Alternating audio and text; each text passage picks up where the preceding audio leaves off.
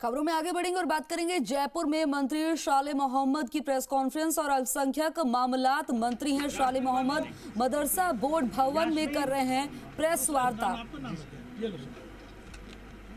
तो जयपुर में आपको बता दें कि मंत्री शाले मोहम्मद की प्रेस कॉन्फ्रेंस। अल्पसंख्यक मामलात मंत्री हैं शाले मोहम्मद मदरसा बोर्ड भवन में प्रेस वार्ता कर रहे हैं। शिक्षा अनुदेशकों को देंगे नियुक्ति पत्र बांटे जा रहे हैं। वहीं 5000 से ज्यादा नियुक्ति पत्र वितरित किए जा रहे हैं। विभाग के कामकाज की भी समीक्षा तस्वीरें आपको दिखा रहे हैं।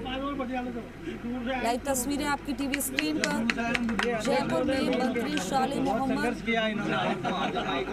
अल्पसंख्यक मामलात के मंत्री हैं शाले मोहम्मद और मदरसा बोर्ड भवन में प्रेस वार्ता करेंगे।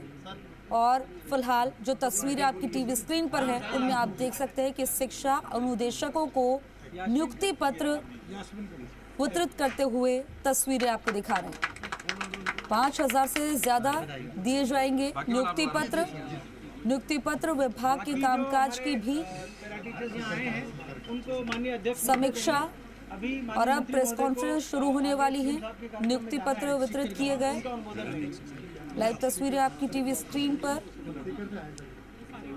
और नियुक्ति पत्र वितरित करते हुए खबर पर ज्यादा जानकारी के लिए मेरे सहयोगी दामोदर हमारे साथ जुड़ गए हैं। दामोदर, जयपुर में मंत्री शाले मोहम्मद की प्रेस कॉन्फ्रेंस होने वाली है और उससे पहले नियुक्ति पत्र बांट रहे हैं, और क्या कुछ जानकारी? देखिए, ये लंबे समय से जो पैरा टीचर्स थे उन्होंने नियमित करने की मांग की थी। ऐसे में जो मुख्यमंत्री अशोक गहलोत ने इस बार जो बजट घोषणा की थी कि जो पैरा टीचर्स थे उनको एक नया एक्ट बनाकर उनको नियुक्ति दी जाएगी, यानी एक्ट के तहत उन्हें एक मदरसा में उनको नियुक्ति पत्र दिए जाएंगे। जो आज देखने को मिल रहा है, जो अल्पसंख्यक मामलात मंत्री हैं शाले मोहम्मद, उन्होंने अपने हाथों से जो पैरा टीचर्स थे यानी 5656 पैरा टीचर्स थे उनको पहली बार नियुक्ति पत्र दिए जा रहा है। और ये मुख्यमंत्री की बजट घोषणा में एक एक्ट बनाया गया था, संविदा एक्ट। उस संविदा एक्ट के तहत इनको शिक्षा अनुदेशक का भी नाम दिया गया है और आज इनको नियुक्ति पत्र भी दिए गए हैं। आप देख सकते हो मंत्री जी अब खुद ब्रीफ कर रहे हैं। ठीक है दामोदर, यहाँ आपको रोकना चाहूंगे क्योंकि अब क्या कुछ कह रहे हैं शाले मोहम्मद, सीधा सुनवाएंगे। मैं धन्यवाद देता हूँ कि जो उन्होंने पार्टी के घोषणा पत्र में जो वादा किया था कि जो भी हमारे संविदा कर्मी हैं उनको हम नियमित उनका लिए सेवा नियम लाके अलग से प्रयास करेंगे। तो अभी 2022 का जो हमारा बजट था, उस बजट के अंदर मुख्यमंत्री जी ने ये घोषणा की थी कि जो भी हमारे संविदा कर्मी हैं उनके लिए हम नए नियम बनाएंगे, सेवा नियम लेके आएंगे। और उसी के तहत पूरे राजस्थान के अंदर तमाम विभागों में जितने भी हमारे संविदा कर्मी थे उनके लिए कार्मिक विभाग और संबंधित विभाग ने मिल करके सेवा नियम बना लिए और तमाम जो प्रक्रिया थी वो प्रक्रिया पूर्ण हो चुकी है। उसी के तहत हमारे जो मदरसा शिक्षा सहयोगी थे, उन मदरसा शिक्षा सहयोगियों को हमने नया नाम दिया था शिक्षा अनुदेशक के रूप में।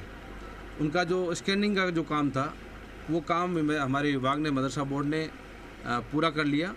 और मैं समझता हूँ कि अब आज के बाद में जो अभी इन्होंने को हमने सर्टिफिकेट्स दिए हैं उनको अब नए जो मानदेय मिलेगा लगभग 16,900 रुपये लगभग जो है उनको मानदेय के रूप में नई चीज़ें मिलनी शुरू हो जाएगी। और तमाम जो सेवा नियम की गाइडलाइन है, जो भी उनमें उनको परिलाभ मिलना चाहिए, वो तमाम परिलाभ जो है इस नियमों के तहत मिलना शुरू हो जाएंगे।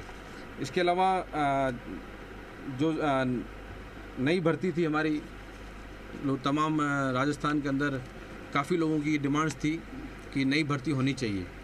पिछली बार जब हमारी सरकार 2013 में जब सरकार थी, उसमें लास्ट बजट के अंदर हमारी घोषणा थी। उसके बाद हमारी सरकार बदल गई, मुख्यमंत्री जी की घोषणा को सरकार चेंज होते ही वो पूर्ण नहीं कर पाए। अभी जब वापस सरकार बनी तो उसमें लगभग हम जो नए भर्ती के रूप में 6000 के लगभग 6800 के लगभग नए जो हैं नए शिक्षा अनुदेशक जो हैं उनको भी भर्ती कर देंगे। जहाँ जहाँ इस प्रकार के खाली रिक्त पद पड़े हैं, अभी लगभग मदरसों के अंदर 2 लाख बच्चे हैं, तो 2 लाख बच्चों में हम चाहेंगे कि सभी तरह हमारे जितने भी रिक्त पद हैं वो तमाम भरे जाए। तो हमने इन 5 सालों के 4.5 साल हुए हमारी सरकार को, इन 5 बजटों के अंदर मदरसों में शिक्षा की गुणवत्ता के लिए, उनको अच्छी क्वालिटी के लिए तमाम प्रयास किए। मदरसा बोर्ड आज तक 2003 के अंदर जब मुख्यमंत्री अशोक गहलोत साहब थे, उस समय शिक्षा विभाग से अलग करके एक आदेश निकाला था, उसमें मदरसा बोर्ड का गठन हुआ। उसके बाद लगातार ये मांग रही कि मदरसों के लिए एक एक्ट बनना चाहिए, रूल्स होने चाहिए। तो अभी हमें ये सौभाग्य मिला, मुख्यमंत्री जी ने अभी विधानसभा के अंदर मदरसों का एक अलग से एक्ट भी बना दिया और उनसे रूल्स जो बनने हैं उनकी प्रक्रिया चल रही है। तो ये अपने आप में बहुत बड़ा काम था और आज जो 2 लाख बच्चे उसमें शिक्षा ले रहे हैं, मैं समझता हूँ उनको एक अच्छी क्वालिटी वाली शिक्षा भी मिलेगी। समय समय पर उनके विद्यालय को हम क्रमोन्नत भी कर रहे हैं और साथ साथ में क्वालिटी की शिक्षा दें, गुणवत्ता वाली शिक्षा दें, उसके लिए हम प्रयास कर रहे हैं। और उसमें हमने अच्छा कदम उठाया है कि काफ़ी ऐसे मदरसे थे जिनके लिए वो छत नहीं थी, तो लगभग हमने 58 करोड़ रुपए उसमें खर्च किए हैं। और इस प्रकार के मदरसों को जो बिना छत के थे उनके लिए आधारभूत संरचना ला करके हमने पूरे राजस्थान में काफ़ी जिलों के अंदर भवनहीन मदरसों में भवन बनाने का भी अलग से प्रयास किया। इसके अलावा स्मार्ट क्लासरूम जो है, ये मुख्यमंत्री जी की घोषणा थी। हमने लगभग 40 करोड़ रुपए लागत से 1000 जो है मदरसों में इसका स्मार्ट क्लासरूम भी हम उसमें स्थापित कर रहे हैं। लगभग मदरसों के अंदर बाकी आपके कंप्यूटर भी हमने वितरण किए, लगभग फर्नीचर भी दिया है 7.5 करोड़ का। अभी 12 करोड़ रुपए की हमने अभ्यास पुस्तिका और शिक्षण सामग्री जो है वो भी हमने वहाँ पर उपलब्ध कराई है। और जब ये पूरे राजस्थान के अंदर शिक्षा विभाग द्वारा 2 ड्रेस पोशाकें दी गई थी सरकारी स्कूल में, अभी मुख्यमंत्री जी ने मदरसे में जो 2 लाख बच्चे पढ़ रहे हैं उनके लिए भी घोषणा कर दी है कि लगभग 2 लाख बच्चों के लिए हम 15 करोड़ रुपए की लागत से यूनिफॉर्म जो है वो भी हम अभी वितरण कर रहे हैं, वो प्रक्रियाधीन है।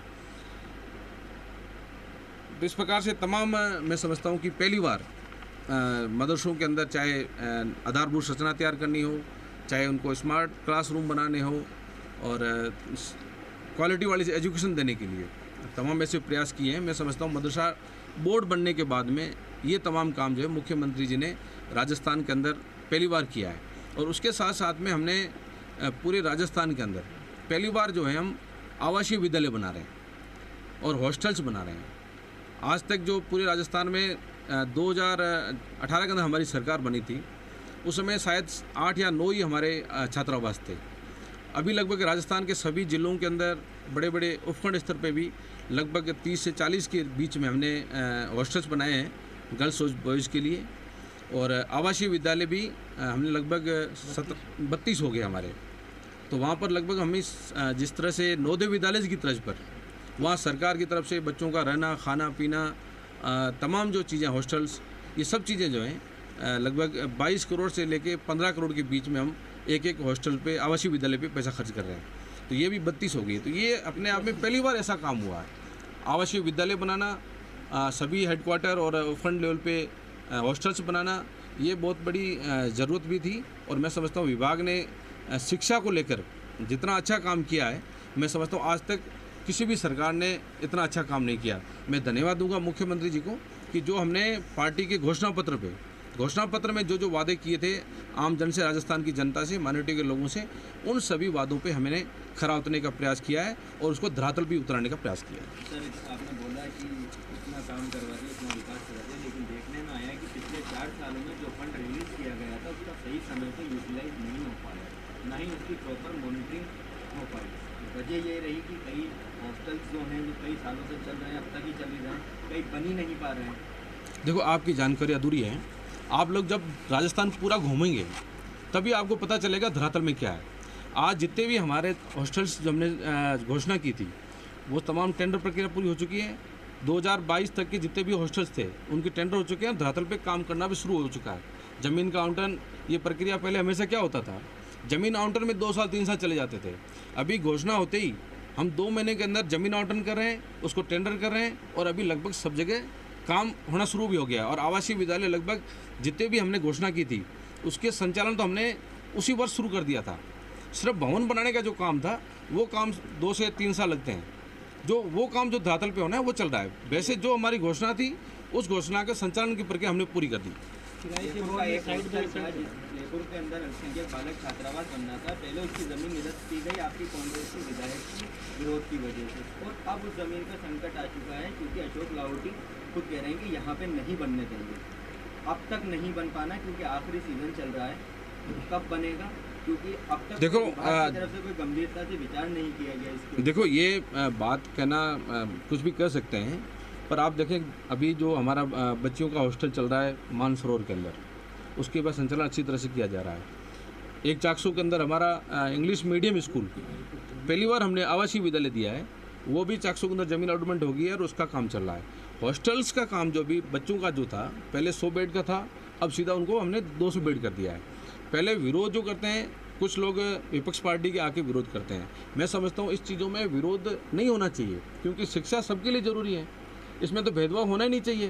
केंद्र सरकार भी चाहती है, हम भी लोग भी चाहते हैं। मान लो इसमें कोई रोड़ा अटकाते हैं तो मैं समझता हूँ ये ठीक नहीं है, उनको भी कहीं ना कहीं हमें इस प्रकार की चीज़ों में आगे लाना चाहिए। एक तरफ ये कहते हैं कि हम सभी लोगों के लिए शिक्षा दे रहे हैं, सबके लिए काम कर रहे हैं, सबका साथ सबका विकास, और दूसरी तरफ उन्हीं के लोग जो हैं इस तरह की चीज़ों का विरोध कर रहे हैं। हम तो चाहते हैं आज पूरे राजस्थान में जयपुर में गरीब बच्चा जो पढ़ने आता है उनको हम फैसिलिटी देंगे तभी तो वो बच्चा आगे बढ़ेगा। तो हमने आज 100 बेड से बढ़ाकर उनका 200 बेड कर दिया। अब बीजेपी के विधायक लोग या कुछ व्यक्ति इसका विरोध करते हैं तो हम उसके साथ बैठेंगे, बात करेंगे, जो हमने घोषणा की है उस घोषणा को हम धरातल पे उतारेंगे। 4 साल की बात नहीं है, ये 2022 की घोषणा थी, तो 2022 में ज़मीन आवंटन हो चुकी थी, टेंडर हमारी प्रक्रिया पूरी हो चुकी थी, उसके बाद वो कैंसिल हुआ है। अभी वापस ज़मीन आवंटन हो चुकी है और टेंडर की प्रक्रिया वापस पुनः शुरू होनी है प्रताप नगर के अंदर।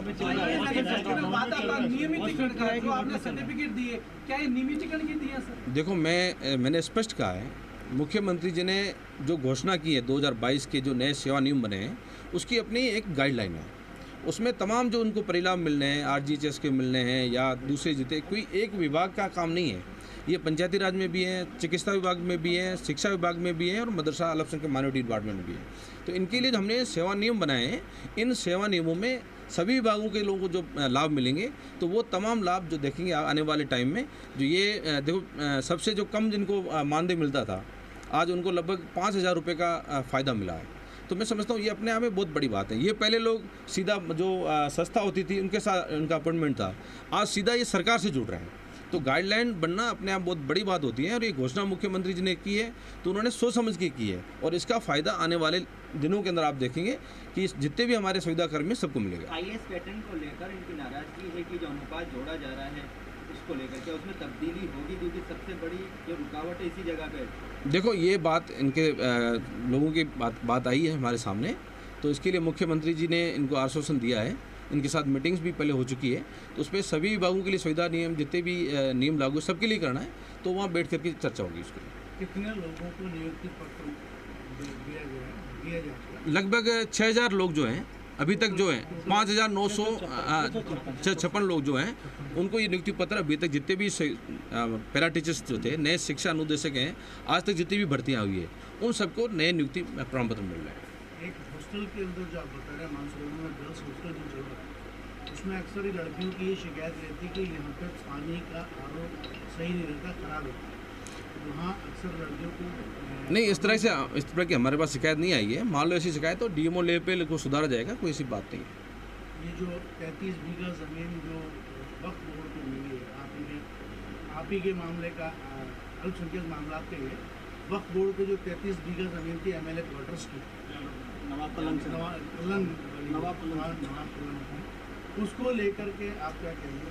क्योंकि उसमें जो GPU भी ये बताया जा रहा है कि GPU है होमगार्ड की भी शायद कुछ हिस्सा उसमें नवाब कलन में आ रहा है और JDU जो है नीलामी करना चाह रहा है।